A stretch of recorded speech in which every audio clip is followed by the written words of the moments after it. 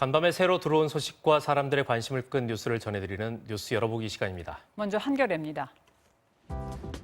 미얀마 전역에서 열린 쿠데타 반대 2차 총궐기에서 군경의 총격으로 최소 18명이 숨졌는데요. 지금부터 소개해드릴 내용은 미얀마에서 온 편지의 일부분입니다.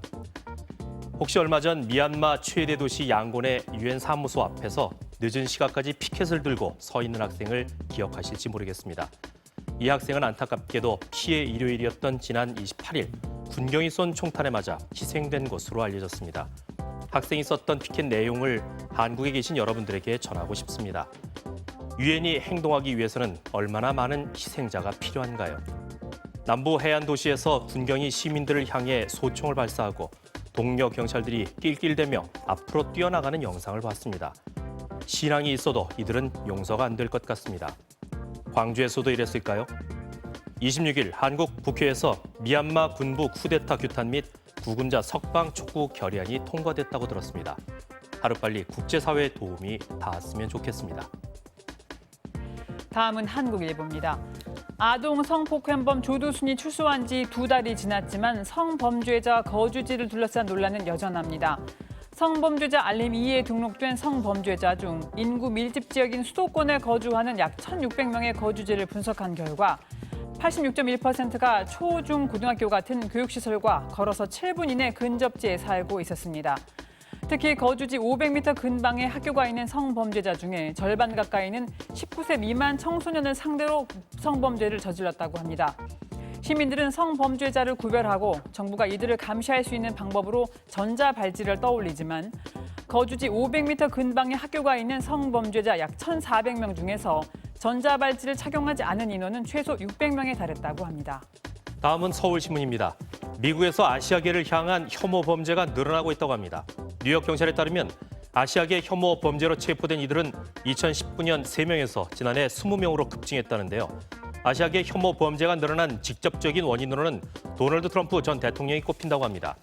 트럼프 전 대통령은 중국 혐오 발언을 일삼았고 인종차별적인 인식을 부끄러움 없이 드러내곤 했는데요. SNS에서 권력에 기대기보다는 혐오에 대한 인식을 바꾸려는 운동이 활발해지면서 미국 프로농구와 나이키, 아디다스 등은 아시아계 인종차별에 대해 침묵해서는 안 된다는 게시물을 올리며 동참하고 있다고 합니다.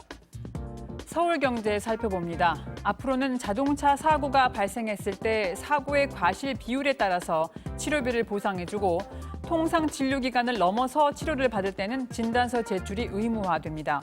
금융위원회가 자동차 보험료 인상 문제를 해결하기 위해 보험산업 업무 계획을 공개했는데요. 지금의 자동차 보험은 사고가 발생하면 과실에 상관없이 상대방의 치료비를 전액 지급하도록 돼 있습니다. 하지만 앞으로는 과실 비율을 적용해서 피해자의 보험사는 가해자의 치료비를 10%만 부담하고 남은 치료비는 가해자의 보험사가 부담해야 한다고 합니다. 서울신문입니다. 진학, 고용 등을 이유로 수도권으로 오는 인구가 2017년 이후 해마다 늘어나고 있다고 합니다. 특히 20, 30대 수도권 유입이 두드러졌다는데요. 대구에서 상경한 한 30대는 대구도 대도시지만 일자리를 구하기가 쉽지 않다면서 나뿐만 아니라 지방에 있는 청년들은 고향에서 일을 하고 싶어도 일자리가 없어 서울로 올라온다고 말했습니다. 한 전문가는 취업 준비 인프라가 서울에 몰려 있어서 지방에 사는 청년들이 서울에 올라오는 경우가 많고 월세 같은 주거 비용이 올라가면서 더욱 열악한 환경으로 내몰리고 있다고 설명했습니다. 끝으로 조선일보입니다. 재테크 방법 중에서 주식 직접 투자를 선호하는 30대가 많아지고 있다고 합니다.